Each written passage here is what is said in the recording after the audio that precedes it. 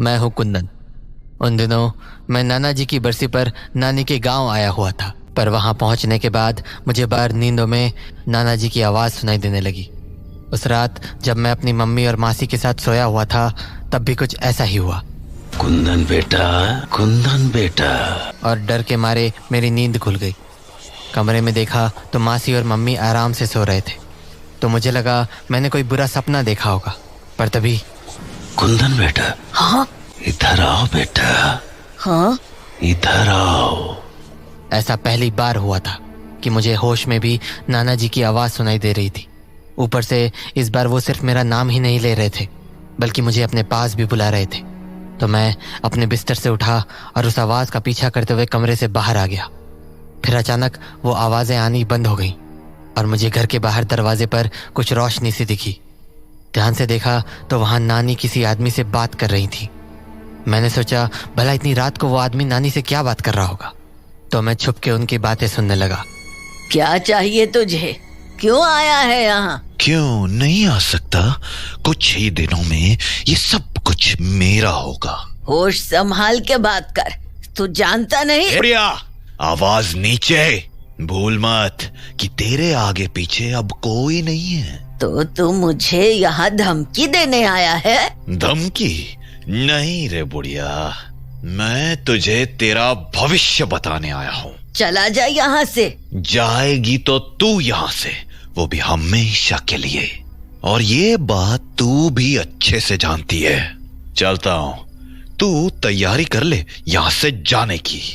उसके बाद वो आदमी वहां से चला गया, पर नानी अभी भी दरवाजे पर ही खड़ी थी और खुद से ही कुछ ना कुछ बड़बड़ा रही थी। मुझे जल्द से जल्द कुछ करना होगा वरना बहुत देर हो जाएगी। इतना कहकर नानी घर से बाहर निकल गई। मैंने सोचा भला इतनी रात को नानी कहाँ जा रही है, तो मैं भी उनके पीछे घर के बाहर निकल गया। रात बहुत ज़्यादा हो चुकी थी तो बाहर काफ़ी अंधेरा था, पर तभी मैंने नानी को बगीचे वाले रास्ते की ओर जाते देखा। मैंने उस बगीचे के बारे में मासी से कई बार सुना था कि वहाँ पर रात को कोई नहीं जाता, पर फिर भी मैं डरते नानी के पीछे जाने लगा। कुछ ही देर में मैं बगीचे के पास पहुँच गया और मैंने देखा कि नानी बगीचे के गेट के सामने खड़ी थी। वो बगीचा आज रात भी वैसा ही खौफनाक दिख रहा था। तभी अचानक नानी बगीचे के अंदर चली गई। मुझे तो ये देखकर झटका ही लग गया, क्योंकि अब तक मैंने बगीचे को लेकर जो भी सुना था उससे यही समझ पाया था कि आज तक जो भी बगीचे के अंदर गया वो कभी लौट कर नहीं आया। तो फिर नानी ऐसे कैसे अंदर चली गई?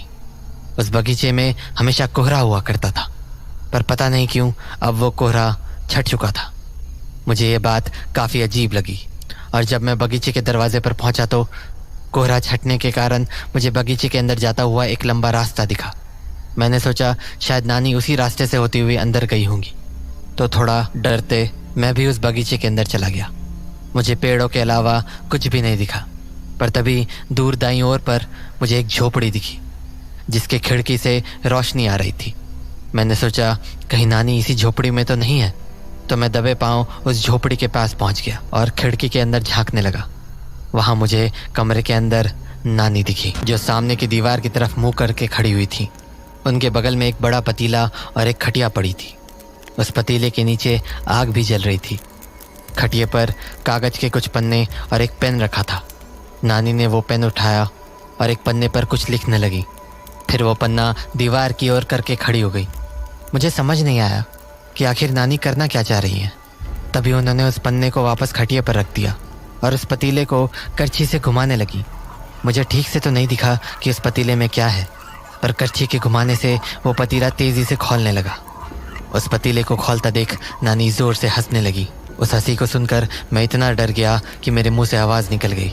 मेरी आवाज़ सुनते ही नानी पीछे मुड़कर देखने लगी, पर तभी मैं खिड़की के बगल में छुप गया और कुछ देर बिना कोई आवाज़ किए वहीं खड़ा रहा।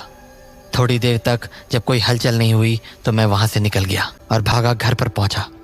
लेकिन दरवाजे पर मेरी मासी खड़ी थी और वो बहुत ज़्यादा गुस्से में लग रही थी। हाँ मासी। कुंदन, कहाँ थे तुम? मासी मैं वो। कहाँ थे तुम? तुमसे मना किया था ना मैंने रात को बाहर जाने से। मासी वो। कुंदन सच बताओ, तुम बगीचे के पास तो नहीं गए थे ना? मासी। क्या मासी? बताओ मुझे। मासी तो कहाँ थे तुम? मासी वो क्या वो? चुपचाप अंदर चलो। तो मैं जाकर अपने बिस्तर पर लेट गया और सोने का नाटक करने लगा। पर मेरा शरीर अब भी कांप रहा था, क्योंकि मेरी जान तो ये सोचकर निकली जा रही थी कि कहीं बगीचे में नानी ने मुझे देख न लिया हो। इसी डर में मेरी आंख कब लग गई मुझे पता भी नहीं चला। अगली सुबह जब मेरी नींद खुली तो मासी मेरे बगल में ही बैठी हुई थी। मासी, उठ गए तुम? मैं तुम्हारे उठने का ही इंतजार कर रही थी। मासी। अब बताओ, कल रात बाहर क्यों गए थे तुम? मासी, मैं मना किया था ना रात को घर से बाहर जाने से, फिर क्यों गए थे बाहर? मासी वो मुझे ना को किसी की आवाज आती है? हाँ। किसकी आवाज? वो आना की? हाँ मासी, मैं जब से यहाँ आया हूँ तब से ही। अच्छा। हाँ मासी, इसी वजह से मैं रात को ठीक से सो नहीं पाता हूँ। हर रात मुझे लगता है कि नाना मुझे बुला रहे हैं। देखो, ऐसा कभी हो जाता है। हाँ? मतलब जब हम किसी चीज के बारे में ज्यादा सोचते हैं तो कभी हमारे सपने में वैसा ही कुछ दिखने लगता है। ऐसा हम लोगों के साथ भी कई बार हुआ है। पर मुझे ये बात समझ नहीं आ रही कि तुम कल रात बाहर क्यों गए थे? मासी, क्योंकि मुझे नाना की आवाज आई थी ना। हाँ, पर आवाज तो सपने में आई होगी ना, इसमें तुम्हें बाहर जाने की क्या जरूरत थी? नहीं मासी, वो आवाज मेरे जागने के बाद भी आ रही थी। क्या? हाँ मासी, तभी तो मैं बाहर गया। वो मुझे अपने पास बुला रहे थे। क्या बोल रहे हो ये तुम? सच्ची मासी, वो मुझे बोल रहे थे इधर आओ, इधर आओ। बातें बनाना बंद करो तुम, समझे? पर मासी। अरे क्या हो गया? नहीं मासी, प्लीज नानी को मत बताना, प्लीज। सॉरी। हाँ, तो ये हरकतें करनी बंद करो तुम, समझे? अगर दोबारा रात को बाहर निकले ना तो याद रखना। ठीक है मासी, नहीं निकलूंगा, पक्का। उस रोज तो मैंने मासी को किसी तरह मना लिया, पर मुझे नानी का डर मन ही मन खाए जा रहा था और शायद इसीलिए मैंने मासी को पूरी बात नहीं बताई। पिछली रात के बाद मेरे मन में कई सारे सवाल उठ रहे थे, जैसे वो आदमी कौन था जो इतनी रात को नानी से मिलने आया था, और उससे बात करने के बाद नानी बगीचे में क्यों चली गई, और वहां जाकर वो उन पन्नों पर आखिर लिख क्या रही थी।